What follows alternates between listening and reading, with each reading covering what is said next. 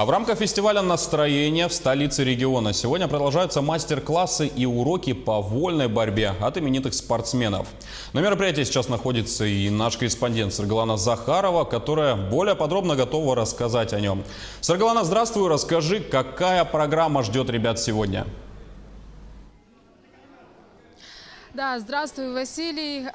Мы находимся сейчас в спорткомплексе «Мадун». Как вы верно заметили, здесь проходят мастер-классы по вольной борьбе с именитыми, титулованными, с борцами не только российского ковра, но и мирового.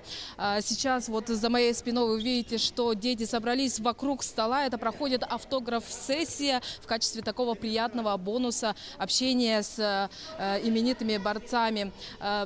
Тренировки проходят каждый час, группы сменяются, очень много детей, настроение на самом деле самое-самое замечательное. Здесь принимают участие дети не только из Якутска, но и приехали специально из районов республики, из таких районов, как Хангаласский, Чурапчинский, Горный и Намский районы.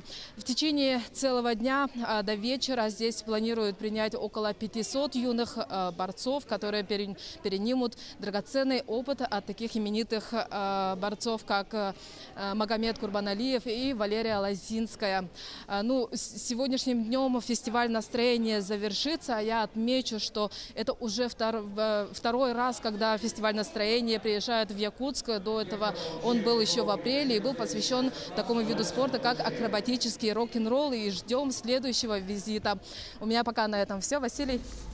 Саргалана, кстати говоря, об именитых спортсменах. Ранее была информация о том, что к ним присоединился Александр Богомоев.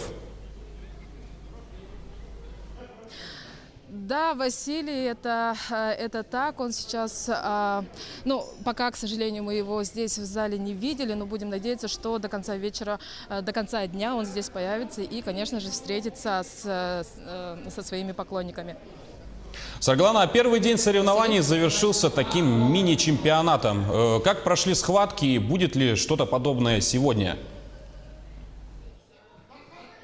По моей информации, которая у меня есть, сегодня будут проходить мастер-классы, потому что, конечно же, тренировки – это очень важно для начинающих борцов, и сегодня желающих на самом деле очень и очень много, и мне так кажется, что будет программа очень насыщенная, именно наполненная тренировками и мастер-классами. Василий? Да, Саргалана, большое спасибо. Продолжайте следить за ходом мероприятия. И, конечно, к концу дня ждем от вас сюжет с места событий. А я напомню, что на прямой связи со студией была наш корреспондент Саргалана Захарова.